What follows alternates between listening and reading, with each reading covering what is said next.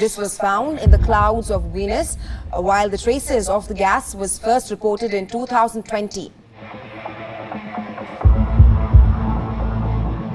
You now realize that the surface temperature of Venus is 900 degrees. Roscosmos, in a statement, said the enormous gap between the Soviet Union and its competitors in the investigation of Venus contributed to the fact that the United States called Venus a Soviet planet. It has been nearly 3 decades since NASA's Magellan mission. I never knew that the United States called Venus a Soviet planet. Oh, I gotta hear more. Concluded its orbit around Venus, representing the most recent endeavour to explore this captivating celestial body. Despite the substantial progress made in our understanding of Venus during this period, numerous enigmas persist, continuing to puzzle scientific minds. However, a recent revelation in the form of declassified photographs has illuminated fresh insights into this enigmatic planet. Yes, you heard it right. These images offer an exceptional view of Venus. The origin of these remarkable photographs traces back to the archives of the Soviet Union, captured many years ago, yet intentionally concealed from public scrutiny until now. What revelations do these images hold? Could they potentially challenge our existing understanding of Venus? Let's find out.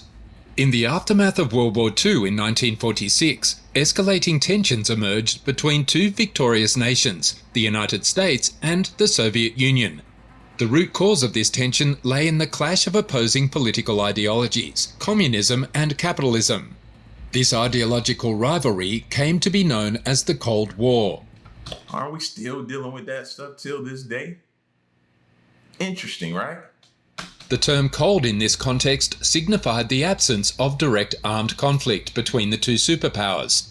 However, they each supported and fueled numerous proxy conflicts worldwide. This era of geopolitical rivalry endured until 1991, when the Soviet Union eventually dissolved. The space race emerged as a pivotal facet of the Cold War, as both the United States and the Soviet Union vied to demonstrate their technological and intellectual supremacy by achieving the milestone of sending a human into space. Again, still going on till this day. It's just other countries involved now. Throughout its course, the world was enthralled by this intense competition for supremacy. The contest between these superpowers spurred remarkable advancements in space technology. They launched astronauts into orbit, deployed satellites, and embarked on lunar and interplanetary exploration. The Soviet Union, with its ambitious space program, aspired to transcend Earth's atmosphere and accomplish astonishing feats. Their groundbreaking achievements, exemplified by the launch of Sputnik, the inaugural artificial satellite, astounded and inspired people globally. While NASA relentlessly delved into the mysteries of planets like Mars and Jupiter, the Soviet Union concentrated its efforts on a different celestial body, Venus. In a significant milestone, the Soviet Union achieved the historic feat of successfully landing a spacecraft on Venus in 1970. The mission, known as Venera 7, stood as a remarkable accomplishment due to Venus's incredibly hostile nature, despite... So they're basically trying to imply that this competition, rightfully so, I guess when you look at it, is responsible for our space advancement, all of the knowledge we've acquired, all the things we've done in space, because there was this competition for this race to be the first to do certain things, basically is responsible for where we are now in space exploration. It's pretty interesting when you think about that. Despite its similarity in size and mass to Earth. The challenges commenced with Venus's extreme atmospheric pressure, which surpassed Earth's by a staggering factor of 92. This pressure is akin to being submerged nearly a kilometre deep in Earth's oceans. Additionally, the planet's scorching conditions are striking. Its atmosphere consists mainly of carbon dioxide mingled with traces of sulfuric acid and other gases. Venus experiences a runaway greenhouse effect, resulting in retention of heat and earning it the status of the hottest planet in our solar system. With an average surface temperature reaching a blistering 460 degrees Celsius, it's even hotter than the melting point of lead. Interestingly, Venus possesses a strong magnetic field that safeguards it against the ceaseless barrage of solar wind. This phenomenon gives rise to dramatic electrical storms and dazzling celestial lightning displays. The combination of these cosmic factors makes Venus a highly daunting realm to explore. Notwithstanding these obstacles, the Soviet Union remained resolute in its pursuit of space exploration. Why? Venus provided the ideal hurdle to overcome, serving as a test bed to demonstrate its supremacy in space travel. This determination led to an impressive series of Venera missions, all aimed at unraveling the mysteries surrounding Venus. The ambitious project to investigate Venus began in 1961 with the launch of Venera 1, the Soviet Union's first mission in this series. Unfortunately, it missed its intended target and soared a long way past Venus. Undaunted by this setback, the Soviet Union persisted, launching Venera 2 the following year, but it too failed to reach Venus. However, the saying "third time's a charm" proved true when Venera 3 launched in 1965. Although it crashed rather than landing smoothly, it sent crucial data back to Earth for a short time before succumbing to Venus's severe environment. This encounter... That's what I'm saying. Like, there's other planets with less to deal with. The atmosphere would be a lot better. You probably have a better chance of sending a device there and it not having to go through the treacherousness of the environment that's there in the atmosphere. Why? What was there? See, it's something missing to me. It's something they are not saying that was there that caused them to consistently, not one, not two, but 3 Veneras they sent there. When I hear or see something like that, I'm like, okay, you know something's there. And it's something valuable that you're on a race to get to. You don't want nobody to know you figured something out. You cracked the code, and there's something valuable on that planet that they wanted. Had to be. It was a watershed moment in the Soviet Union's approach to Venus missions. They recognized the necessity for spacecraft improvements in order to collect significant data. The spacecraft was redesigned to be sturdier, and a detachable pod known as a descent module was added. These modules had advanced instrumentation such as barometers, radar altimeters, gas analyzers, and thermometers. The purpose was to acquire as much data as possible during the descent module's limited time on Venus's surface. Venera 4 then provided valuable data during its descent through Venus's dense atmosphere on October 18, 1967. The findings revealed the absence of a global magnetic field and confirmed high levels of carbon dioxide as anticipated. Regrettably, it succumbed to Venus's extreme surface conditions shortly after. In January 1969, Venera 5 and Venera 6 emerged, each sharing an identical design and debuting just 5 days apart. As these spacecraft... See, I'm all for not letting nothing defeat you and to keep coming back and to keep going, push through it. When that wall is there, you fight through that wall. But this just seems like something more to me. Plunged into Venus's atmosphere, they collected precise measurements of temperature, pressure, and composition. Venera 7's descent module exhibited significant advancements, aiming for a controlled landing on Venus. Engineered to endure the harsh surface conditions, the mission was launched on August 17, 1970, and experienced relative success. The lander made contact with the surface on December 15, 1970, although it required approximately half an hour of freefall before landing at a speed of around 38 miles per hour. Despite initial doubts about its success, Venera 7 eventually transmitted usable data. It revealed a scorching surface temperature exceeding 900 degrees Fahrenheit, akin to a brick pizza oven's heat. While the probe's pressure sensor malfunctioned during descent, scientists extrapolated data to estimate a surface pressure of about 92 bars, equivalent to depths exceeding a half a mile below the ocean's surface. Venera 8 followed a similar landing on Venus on July 22, 1972, without toppling over, and showcased the capability of future cameras to capture Venusian views despite the challenging atmosphere. It utilized measurements of ambient light levels to achieve this feat. Among the Soviet missions to Venus, Venera 9 through Venera 12, each weighing more than 11,000 pounds, garnered significant attention. Their landers were equipped with cameras designed to directly capture images of the surface. Operational between 1975 and 1978, some cameras encountered difficulties, often due to lens cover issues. Nevertheless, a few managed to transmit the first ever images from the surface of Venus, our solar system's second planet. The initial images from Venera 9 and Venera 10 possess an eerie quality, sharp, detailed and slightly distorted due to their wide-angle lenses. These images depict an otherworldly rocky landscape that stretches into the distance. Venera 15 and 16, weighing more than 9,000 pounds, lacked landers, but featured cutting-edge radar-based imaging technology. Operating from elliptical orbits, these probes conducted comprehensive surveys of the entire planet from a safe distance. The detailed photographs they transmitted showcased extensive regions of Venus's rugged terrain, revealing image craters, towering peaks, and lava-filled basins. However, among the Soviet Union's notable accomplishments in space exploration, the Venera 13 mission stands out prominently. This pioneering endeavour achieved a successful landing on Venus in 1982, marking a significant milestone. The mission's probe was equipped with a groundbreaking camera capable of capturing 4 colour images of the Venusian environment. This feat was achieved through the ingenious use of a rotating mirror and a filter wheel. These images held a historic distinction as the first instance of colour photography on a celestial body beyond Earth. The photographs revealed a barren landscape characterized by rocky terrain and soil, conspicuously devoid of any signs of vegetation. The scene's predominant hue was a yellowish-orange tint, a consequence of the planet's thick atmosphere. Beyond imagery, the probe collected vital data, including air and ground temperatures, pressure, wind speed, and chemical composition. Notably, traces of organic molecules were detected, sparking intrigue about the potential existence of past life on Venus.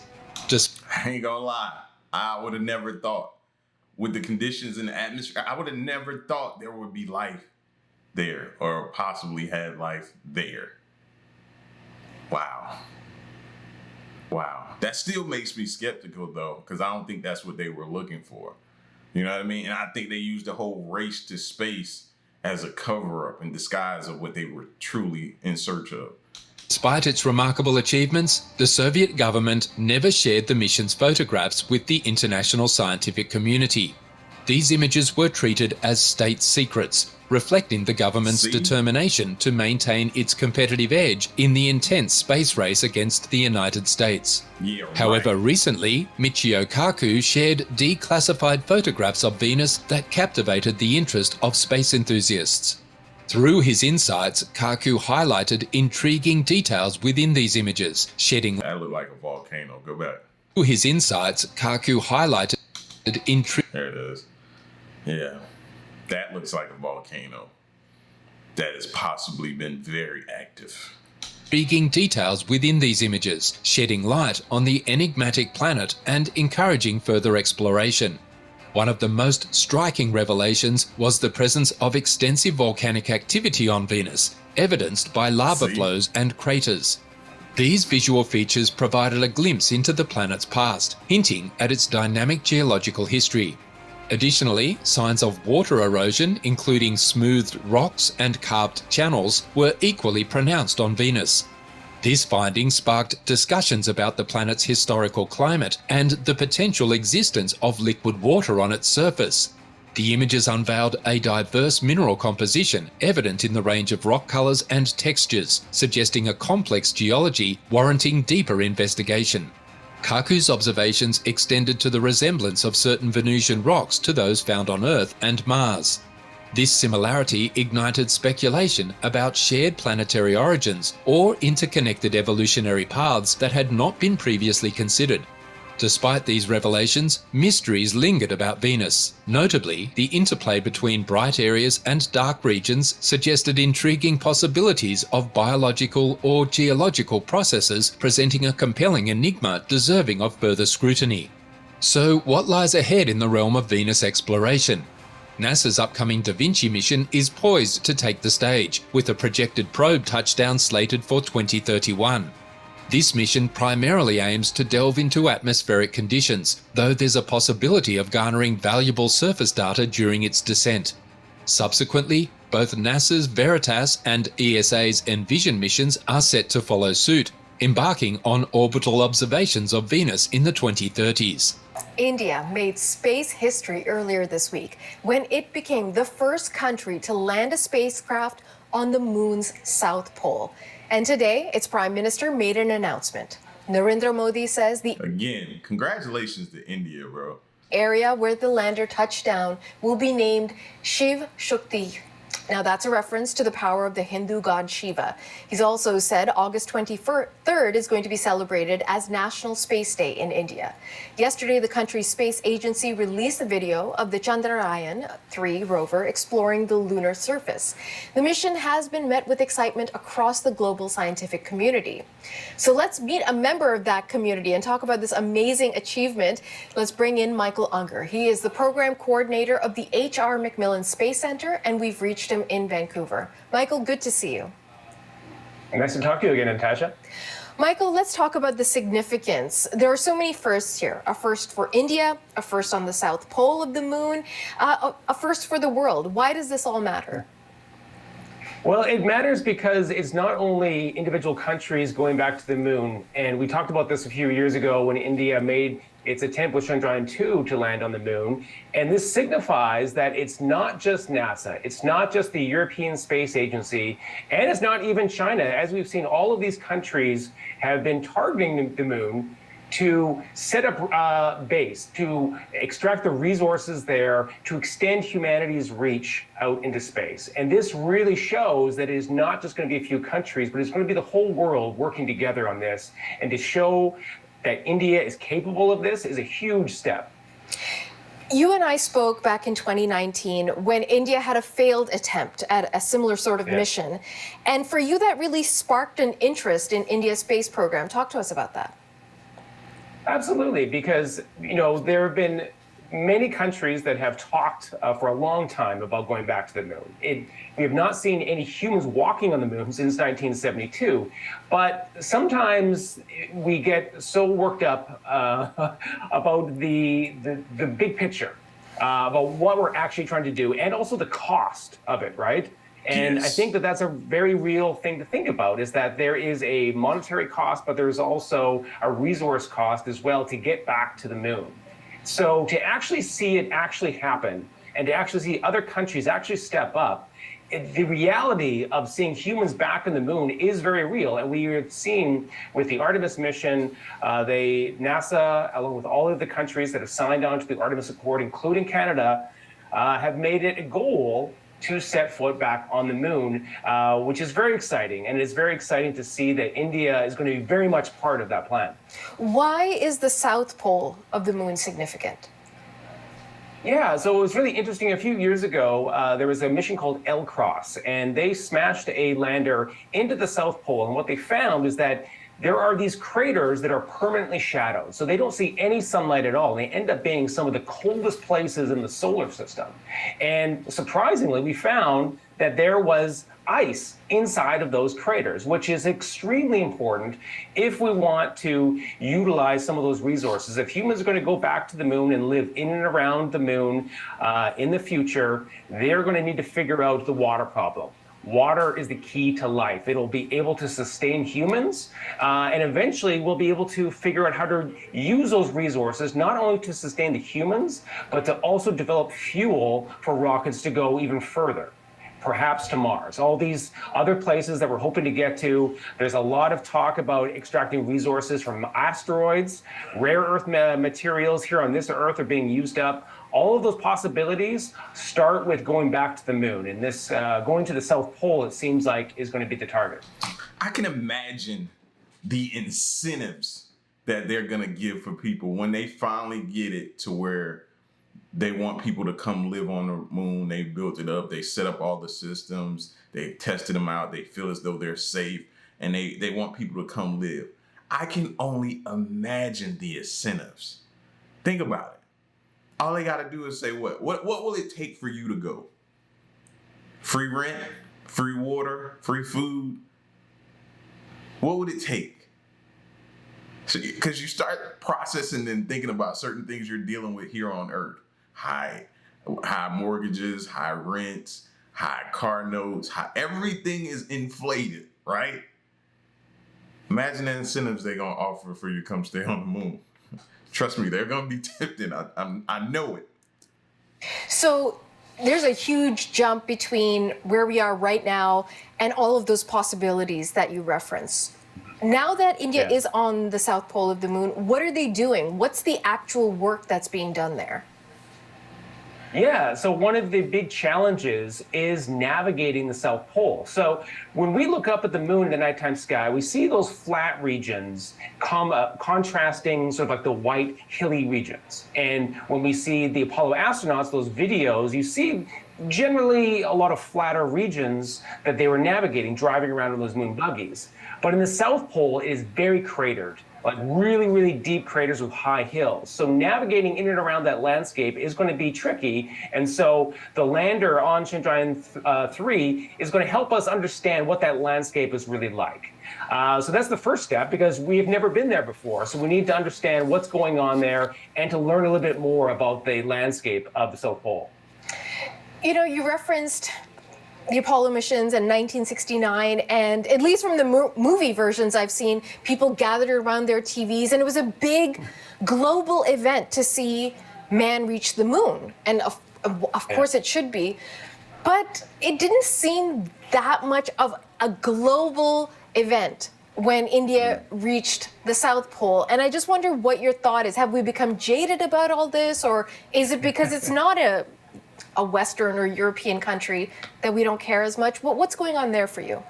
Good question. Well, I think what happens is that there's a lot competing for our news cycle, right? You probably know this more than anyone else, is that there is a lot out there that pulls our attention, and there's a lot going on in the world that is not good news. So this is good news, but then there's always the pessimistic side of why we're really doing this. I think we're really waiting for that moment. And I think the moment is going to come with the Artemis mission, when we finally see that first woman set foot on the moon and look back on our home planet and hear the stories of those humans looking back on our home planet. That's going to be that perspective shift that I think we all need, that when we go out into space, we go out into space as Earthlings. And when you look back on the Earth, you don't see the borders of our countries and all of the conflict and all of the troubles that we have right now. We have to figure out together. And so India, I know getting to the moon is a great achievement. That's why a lot of people are still hoping that, you know, this stuff brings us closer together, stops all the wars and the arguing and the bickering back and forth, and brings us close together. I think that's still ultimately the goal. But that's going to stack on top of other countries going to go back. Canada's going to go back with its own rover. And finally, when we start to see humans on the moon, together, it will be a global achievement. So I wouldn't discount that this is a big deal, and a lot of people are talking about it, but it may be a few years yet before we finally get that global event. Can I just ask you one final question, Michael, which is, if you're from Earth, you're an Earthling, and if you're on Mars, you're a Martian. What is it if you're a resident of the moon? Well, I think maybe you're a lunatic. Okay, Badoom Tis, Michael Unger joining us from Vancouver. Thank you so much.